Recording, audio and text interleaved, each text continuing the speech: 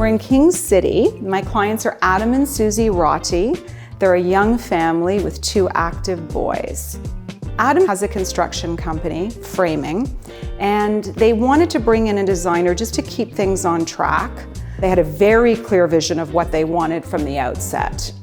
So they'd custom built homes together previously, and they have 2 different styles. He's more of a modernist. She tends to be a little more traditional, liking that kind of modern farmhouse vibe.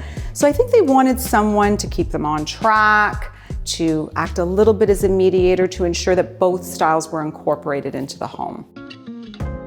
Normally it begins with the kitchen. I think in this case, it began with architectural detailing, very important. Being that he's a framer, there needed to be, the ceiling detailing was one of the first things that we talked about. With the ceiling detailing, there's a real balance between ornamentation and pulling back, restraint. And that's where you're getting that mix of modern and traditional. All of the jambs to the entries are lined with white oak. That's a strategic choice. You're having that texture and that warmth in that material versus a painted MDF jamb. And that's again, that modern and traditional juxtaposition. The kitchen was almost in some ways, as a designer, be careful what you ask for, too big. What was I doing with the space? But what I loved from the get-go is they came to me with the wine cabinet.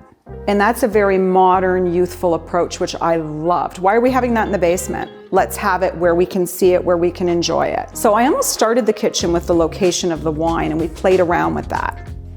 The coffee station was a great way to balance that. Have a glass of wine, then have a coffee, right? Because when you're dealing with a rectangle, you need to delineate the 2 spaces because there's circulation in the middle as well. So then that gave me an opportunity, once we figured out that part of the puzzle, to say, okay, now let's get into the nitty-gritty of the actual kitchen itself.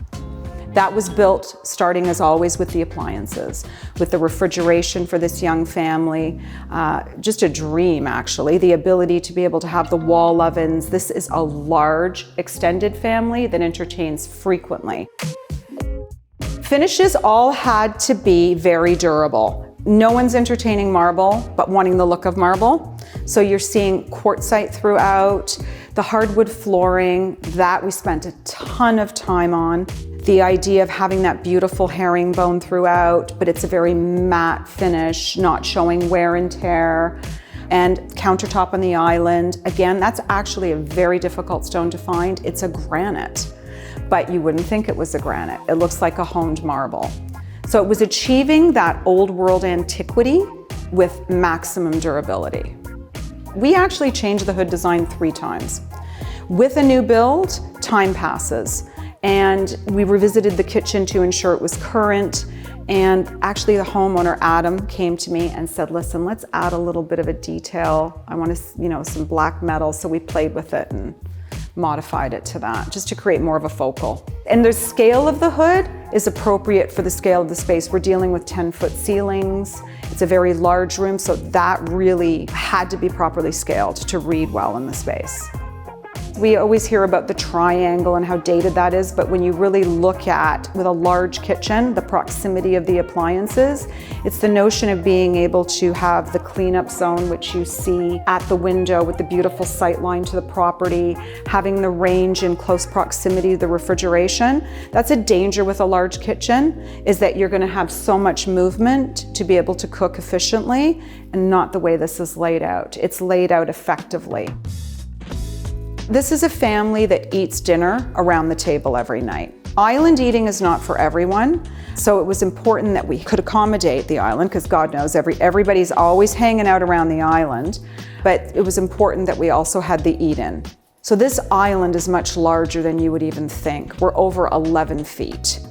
So it's the countertop material. If you notice, there's a slight level change to accommodate and break that material. I must admit, I was a little nervous with the length of the island. Was it going to be too dominant?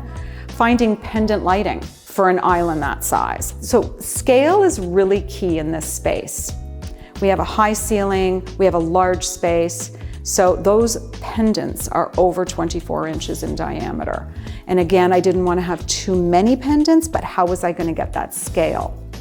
The servery is one of my favorite spaces. Many new builds will have a servery adjacent to the kitchen, connecting the two spaces. That's not exactly, outside the box thinking.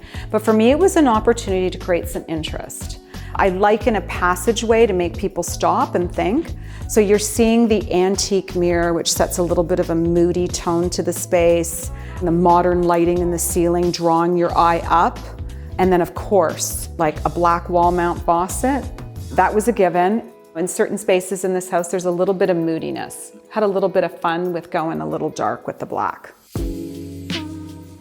So across the kitchen and eating area, we have the family room, the most important room in the house. It's actually not that large, it's not that deep.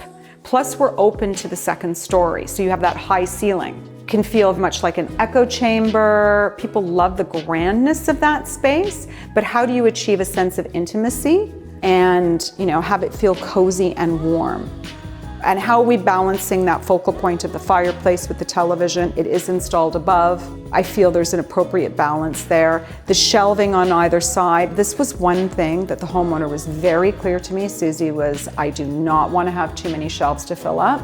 I want that balance between open and closed storage. I think people make the mistake of having too much open and then you got about a ton of very expensive books. So here it's balanced.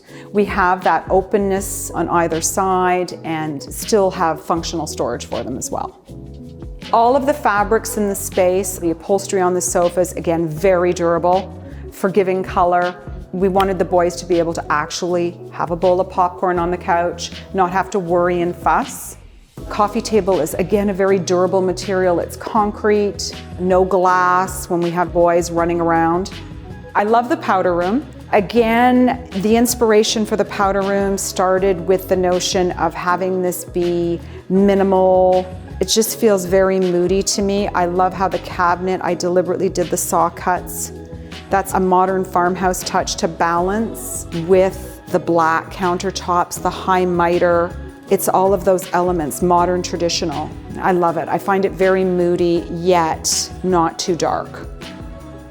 As an interior designer, when you're given a set of floor plans and a home that's this grand, it's so exciting because the opportunities are limitless. But there also comes the challenge of creating intimacy in a home this size, of ensuring that the circulation isn't too much between appliances, that the ceilings don't feel too high, that you incorporate materials that have texture and warmth that will give you that feeling of comfort in a home of this scale.